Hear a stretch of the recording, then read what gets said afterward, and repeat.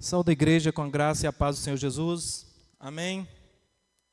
Irmãos, é bom estar aqui. Vamos para o estudo da palavra, a reflexão da palavra. Já ouvimos louvores muito abençoados.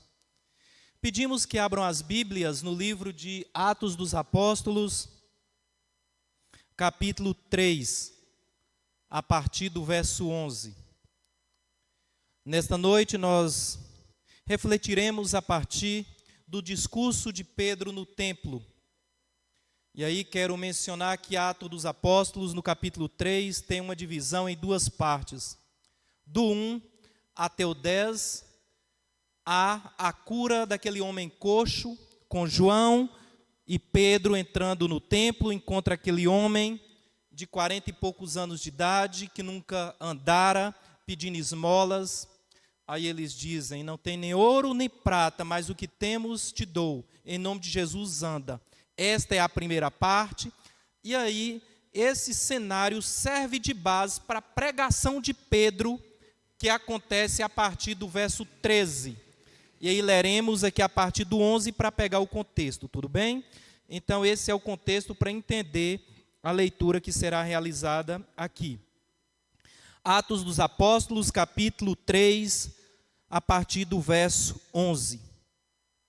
Apegando-se ele, o homem curado, a Pedro e a João, todo o povo correu atônito para junto deles, no pórtico chamado de Salomão. À vista disso, Pedro se dirigiu ao povo, dizendo: Israelitas, por que vos maravilhais disso?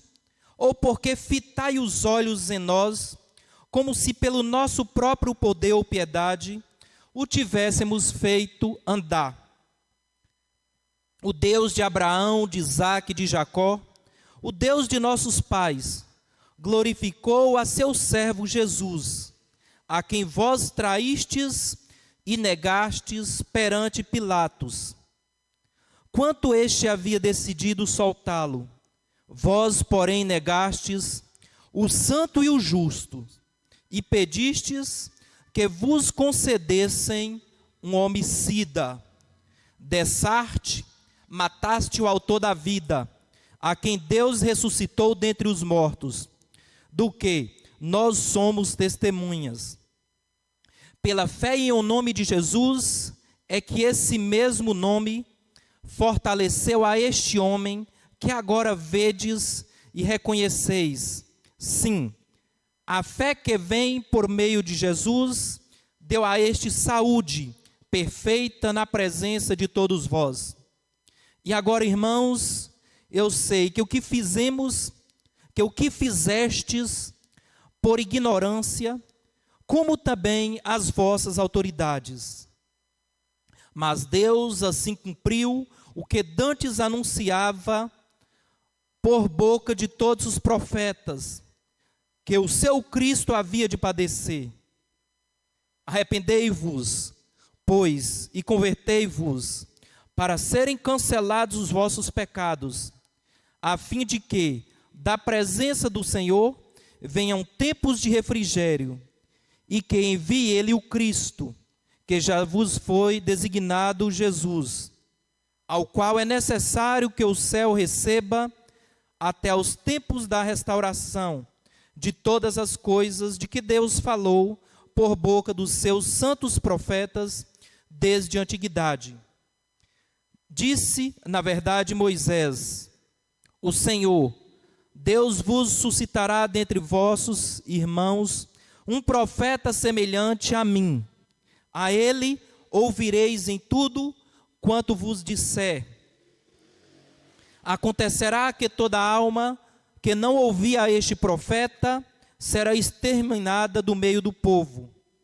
E todos os profetas, a começar com Samuel, assim como todos quantos depois falaram, também anunciaram esses dias.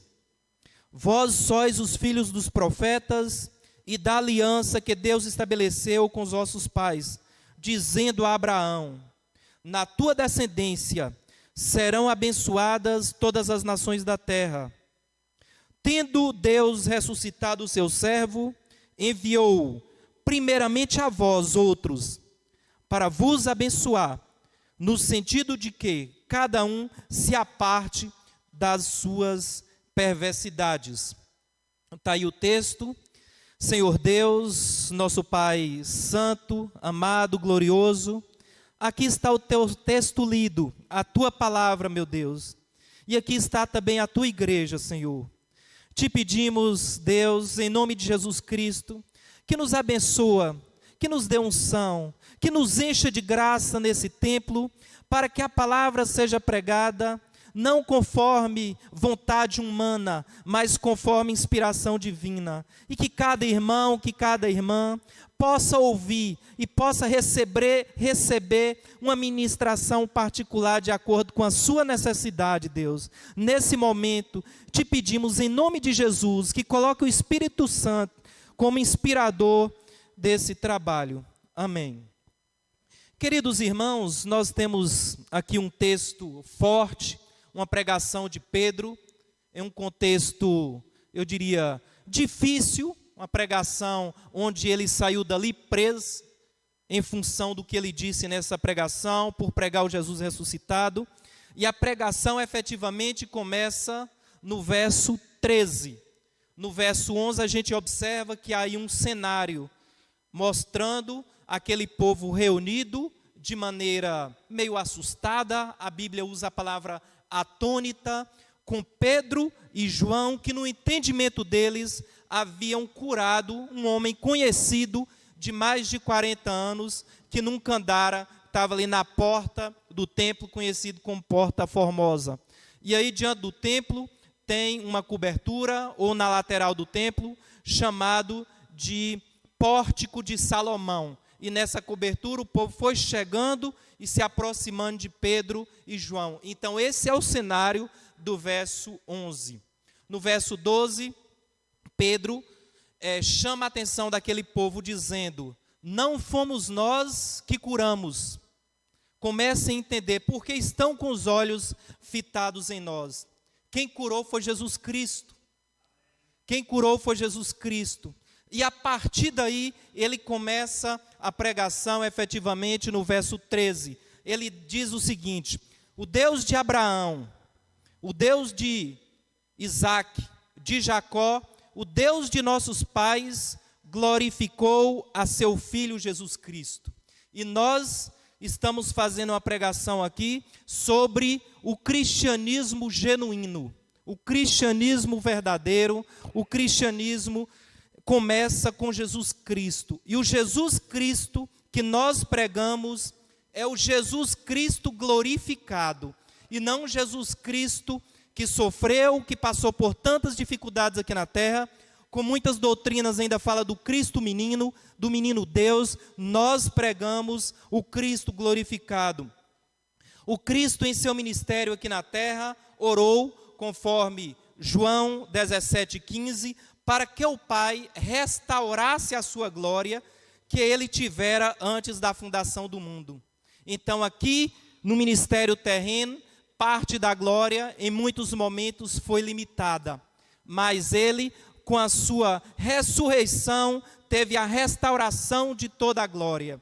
E o Cristo que temos hoje é o Cristo que está sentado à destra do Pai Todo-Poderoso, com diademas na cabeça. É o Rei dos Reis, é o Rei dos Reis, Senhor dos Senhores, é o Alfa e é o Ômega. Esse é o Cristo que nós estamos aqui pregando. É o Cristo que na sua glória apareceu a Saulo na estrada de Damasco, aquele homem que Jesus, diante desse aparecimento, Jesus apareceu e Paulo, posteriormente chamado Saulo, caiu do cavalo, porque ele não resistiu. Mas não apenas Saulo caiu do cavalo, teve a partir dali a sua história completamente mudada, porque onde há a glória de Cristo, há impacto. O Deus, o nosso Senhor dos Senhores, e ele se tornou Paulo, que escreveu praticamente metade do Novo Testamento, 13 livros dos 27, as epístolas paulíneas, e ainda temos dúvidas sobre a autoria de Hebreus, que pode ser remetida a Paulo. Queridos irmãos, o Cristo que pregamos é o Cristo que o apóstolo amado João viu na ilha de Patmos, em um contexto, já no final da vida praticamente, jogado na ilha de Patmos, numa situação difícil. E aí, em Apocalipse 14 a 18, o irmão Luiz pode estar colocando, prestem bem atenção nesse Cristo glorificado, porque é um Cristo que tem a cabeça e cabelos brancos como a lã branca, como a neve. Esse é o nosso Cristo. E os seus olhos eram como chamas de fogo, capazes de... Dê uma segurada. Como chamas de fogo, capazes de penetrar nos corações e nas almas dos seus filhos. Os seus pés eram como bronze, numa fornalha ardente, e a sua voz como o som de muitas águas, capazes de cobrir quaisquer vozes, porque a voz de Cristo é a voz superior, é a voz verdadeira. Então, esse é o Cristo que pregamos. Tinha em sua mão direita as 7 estrelas, e da sua boca saía uma espada afiada de 2 gumes. Sua face era como o sol que brilha com todo o fulgor, como o sol a pino, o sol de meio-dia, com muito brilho. Esse é o Cristo que pregamos, e aí eu já deixo uma informação. É esse o Cristo que nós, após termos o corpo glorificado, teremos um corpo semelhante ao corpo de Cristo. Parece algo simples falar do Cristo glorificado, mas nós percebemos em panfletos, em quadros de igrejas ditas cristãs por aí afora, que o Cristo pregado não é esse. Muitas vezes as pessoas pensam e têm até pena do Cristo sendo crucificado. Não temos mais o Cristo sendo crucificado. Temos o Cristo glorioso, Rei dos Reis, o Cristo todo-poderoso, que está cuidando e nos acompanhando a todo momento. E aí, queridos irmãos, nós precisamos entender algo mais sobre o cristianismo. Cristianismo não é buscar recompensa humana. Cristianismo não é buscar sucesso terreno. Cristianismo é mais do que vir à igreja, buscar uma palavra santa, receber uma bênção para ter uma semana mais abençoada. Cristianismo é mais do que buscar bênçãos e o poder de Jesus Cristo. O cristianismo verdadeiro não é nada mais do que o próprio Cristo. Cristianismo é conhecer a Cristo, cristianismo é confiar em Cristo, cristianismo é amar o Senhor Jesus Cristo, é ter sede pela presença do Senhor Jesus Cristo nas nossas vidas. Isso é cristianismo. Cristianismo é servir e seguir ao nosso Senhor Jesus Cristo. É entender que Ele é o princípio e o fim de tudo o que há e é o sentido da nossa vida. Isso é o contexto do cristianismo.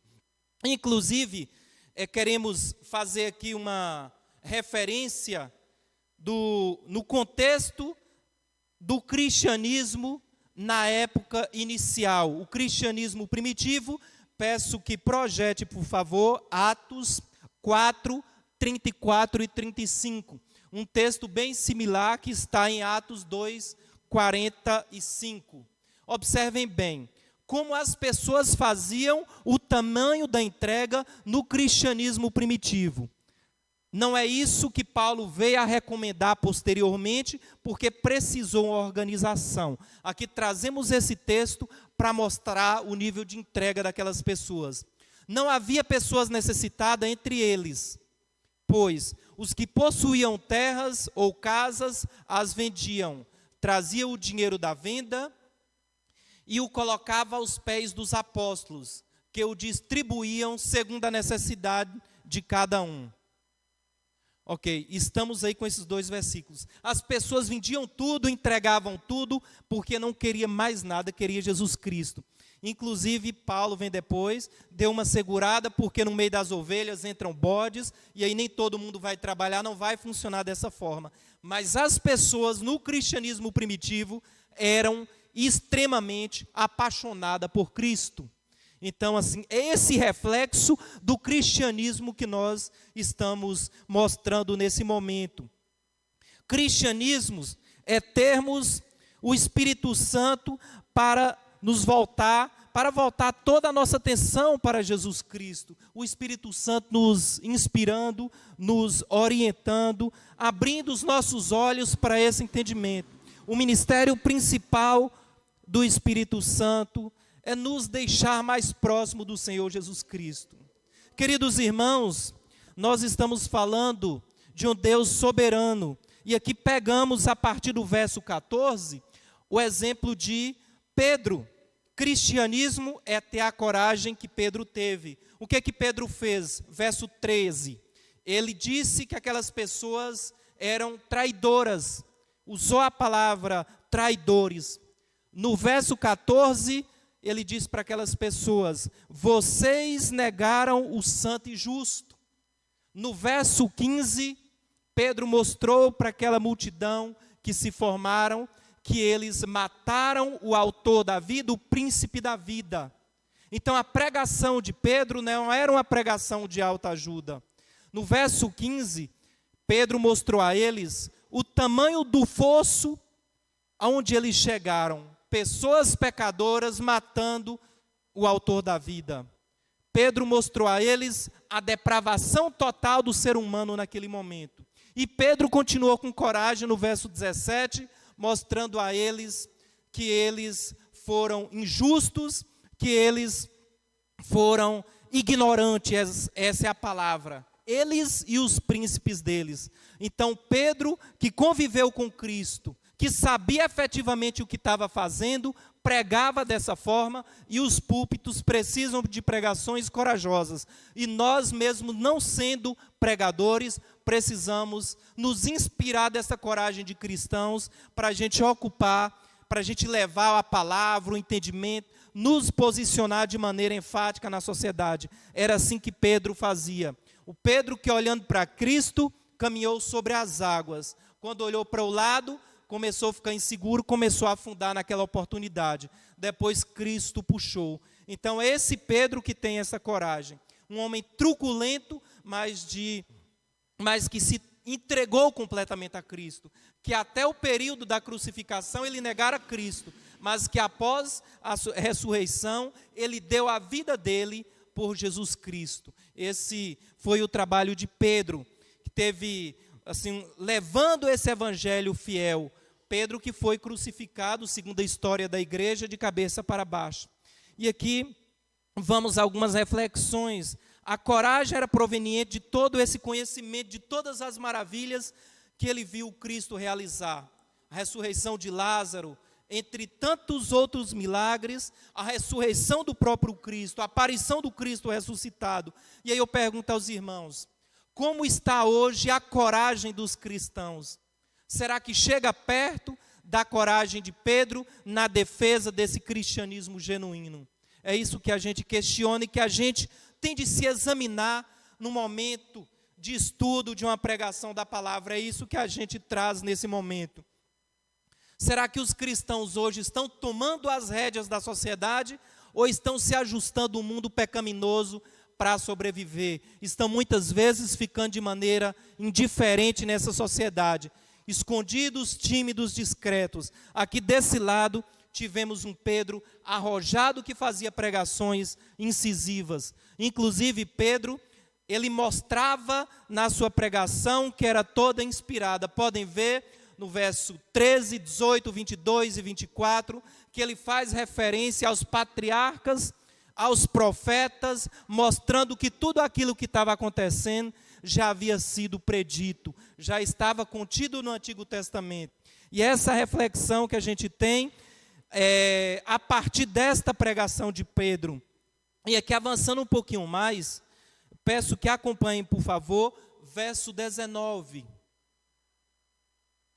Aí ele dá uma aliviada e joga a responsabilidade para aquelas pessoas, já sentindo o que elas haviam feito.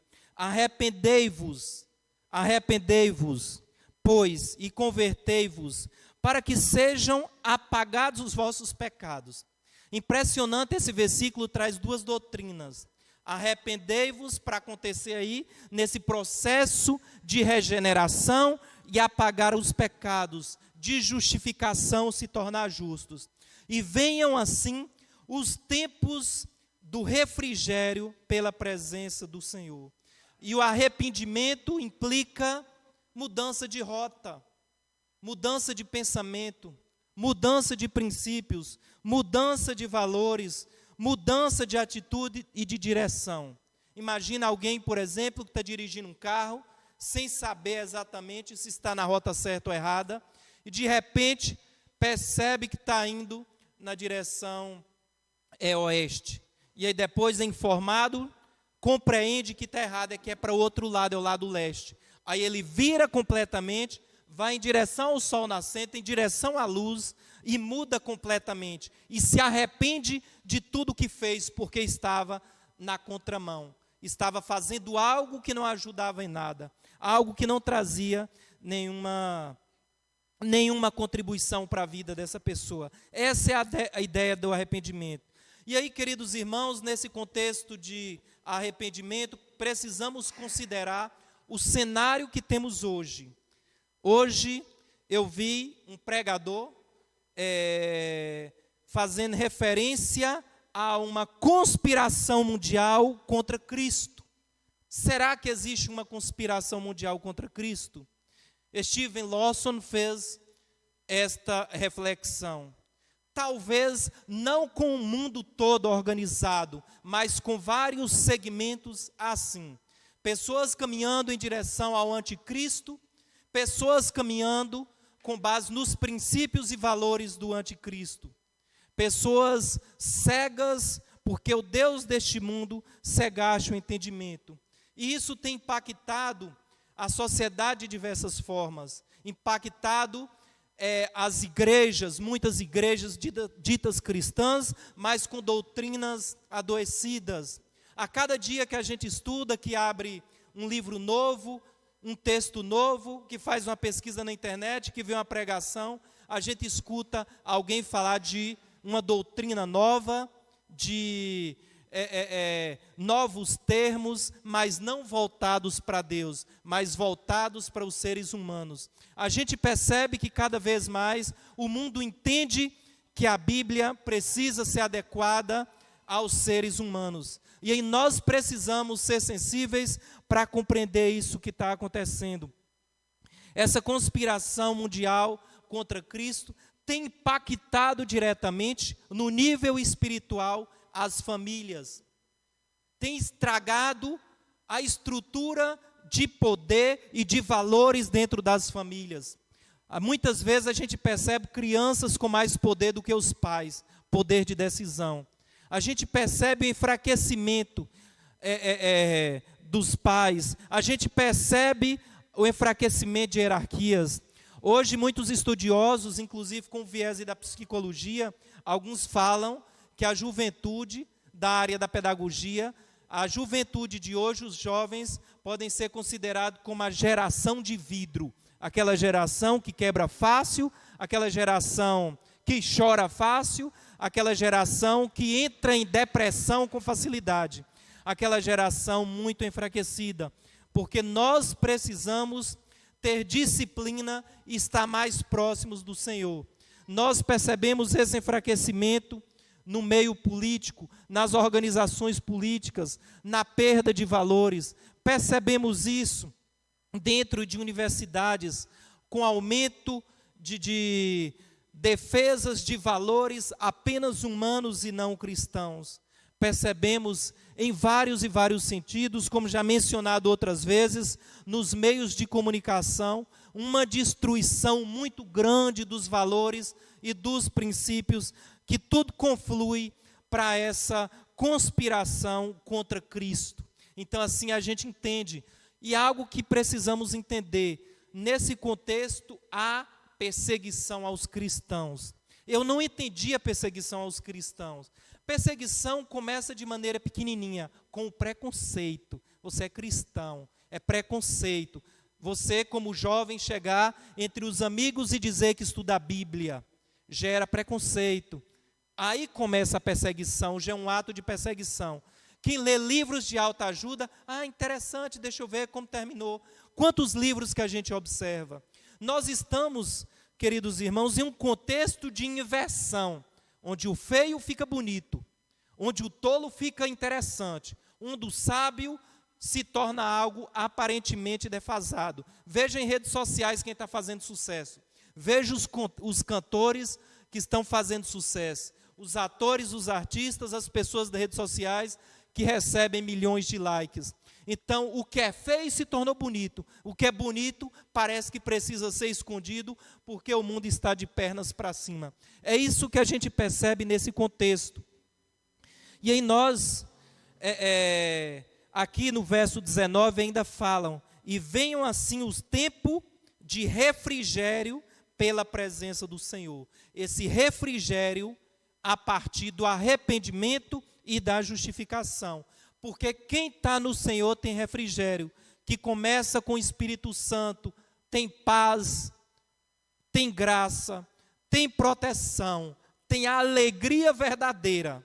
Muitas pessoas acham que a alegria nasce nas praças, que muita gente acha que a alegria nasce no álcool. A alegria não nasce nas praças e nem no álcool. A alegria nasce no Senhor Jesus Cristo. Às vezes não é tão automático compreender isso. Com maturidade cristã, vamos compreendendo que a alegria e o refrigério nascem com o Senhor Jesus Cristo. Ter certeza que futuramente teremos um corpo glorificado e habitaremos a cidade celestial. Vamos avançar na leitura do texto, verso 23. E acontecerá que toda alma que não escutar este profeta, aí dito, porque estava falando de outros profetas, Jesus Cristo, o Rei dos Reis, será exterminada dentre o povo.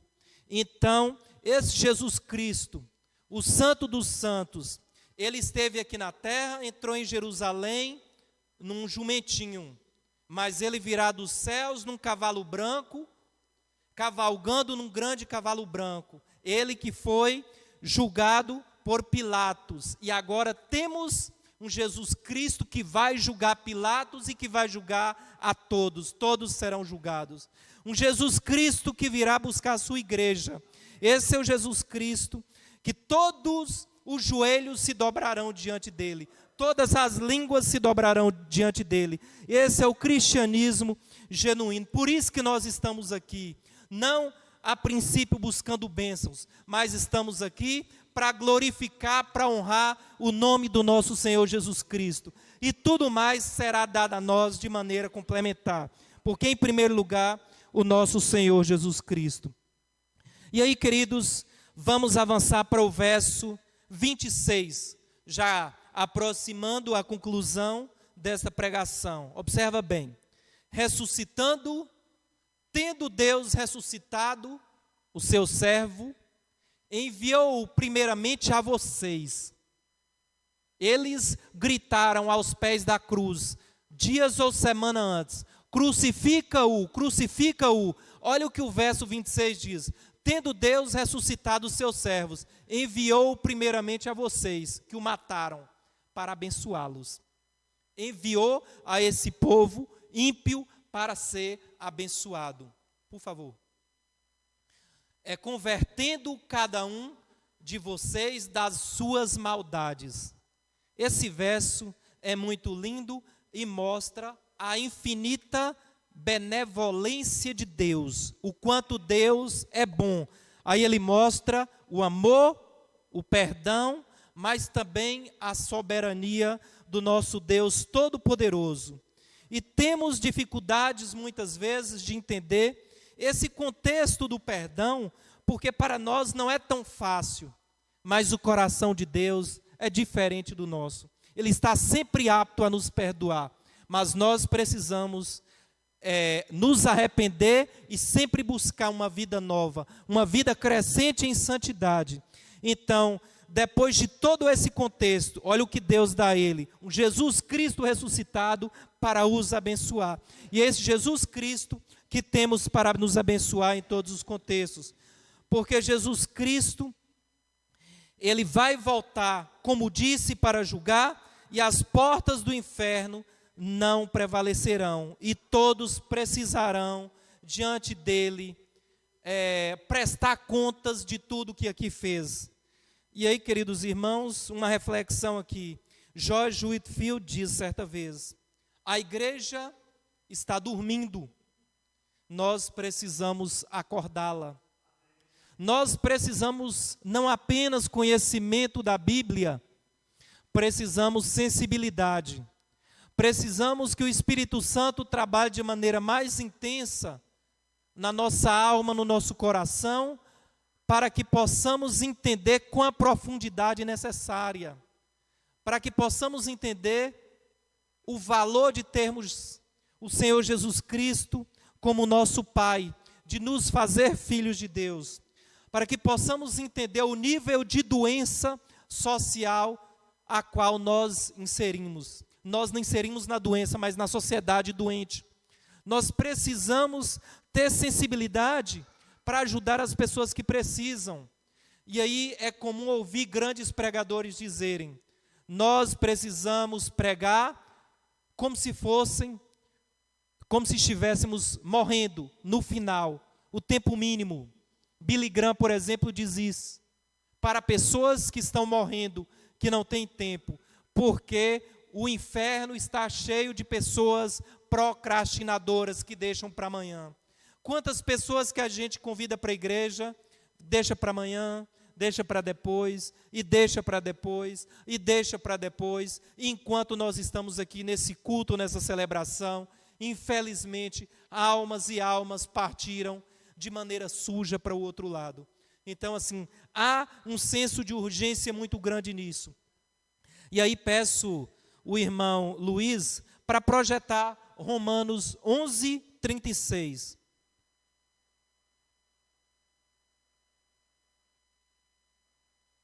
Pois dele, por ele e para ele são todas as coisas.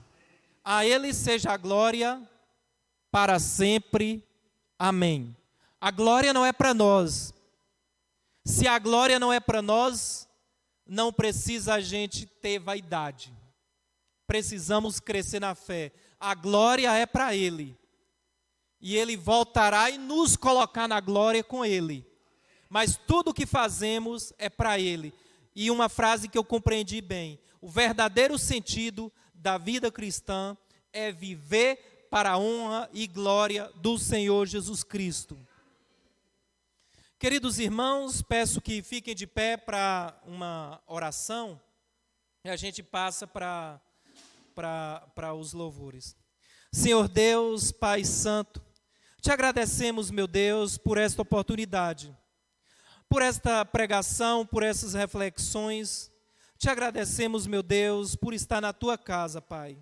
Te pedimos, meu Deus, que cada palavra dita, que ela chegue aos corações, meu Deus, que o Senhor trabalhe e deixe de maneira intensa, como fonte de sabedoria, de transformação, de crescimento espiritual, de fortalecimento da fé, meu Deus, de defesa do cristianismo genuíno, meu Deus, e que cada um de nós possamos, ao sair deste templo, possamos sair renovados espiritualmente, pela Tua palavra e pela inspiração do Espírito Santo, meu Deus. Nos abençoe grandemente, meu Deus, com esta palavra. Que assim como Pedro pregou com tanta coragem, possamos ser renovados nesta coragem. Porque o Senhor, meu Deus, não nos deu espírito de medo, de covardia, mas nos deu espírito de força, espírito de resistência. Esse é o espírito que o Senhor nos deu, meu Deus. Nos fortaleça, meu Deus, em cada ação, em cada palavra, meu Deus. Nos abençoe. Faça de cada um de nós luz, para que possamos, meu Deus, na convivência familiar, para que possamos no meio social, tá levando a Tua palavra, tá levando o Teu exemplo, meu Deus, e tá vivendo conforme o Senhor Jesus Cristo viveu, meu Deus. Em nome de Jesus, amém.